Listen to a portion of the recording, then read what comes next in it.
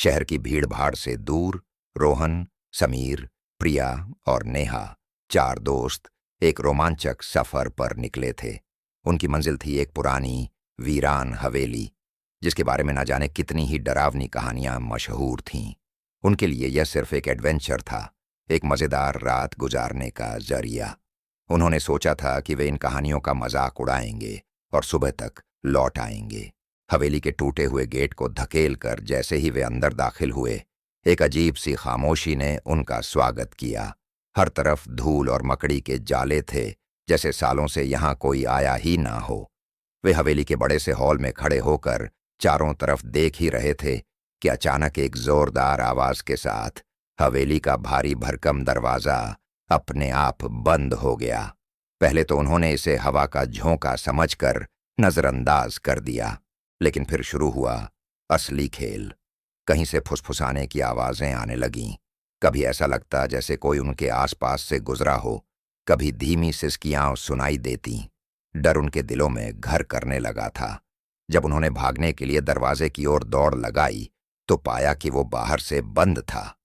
वे बुरी तरह फंस चुके थे। घबराहट के उस माहौल में अचानक समीर कहीं गायब हो गया। बस एक पल पहले वो वहीं था और अगले ही पल उसका कोई नामोनिशान नहीं था। सब उसे चीख चीख कर बुला रहे थे, पर कोई जवाब नहीं आया। डर के मारे वे एक दूसरे से और भी ज्यादा चिपक गए।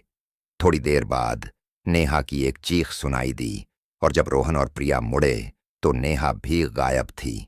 अब हवेली के उस भयानक अंधेरे में सिर्फ रोहन और प्रिया बचे थे, डरे हुए, कांपते हुए और बिल्कुल असहाय। उन्हें एहसास हो गया था कि वे इस हवेली में अकेले नहीं हैं। कोई चीज, कोई साया उनके साथ लुका छिपी का एक जानलेवा खेल खेल रहा था। अपनी जान बचाने के लिए वे हवेली के अनजान गलियारों में भागने लगे। भागते भागते प्रिया का पैर एक पुरानी संदूक से टकराया। कांपते हाथों से जब उन्होंने उसे खोला तो अंदर एक पुरानी डायरी मिली। उसके पन्ने पीले पड़ चुके थे और लिखावट धुंधली हो गई थी। जैसे ही उन्होंने डायरी को पढ़ना शुरू किया, हवेली के भयानक अतीत का राज उनके सामने खुलने लगा। एक ऐसा राज जो उनकी कल्पना से भी कहीं ज्यादा खौफनाक था। आगे क्या हुआ? क्या रोहन और प्रिया उस हवेली से जिंदा बच पाए?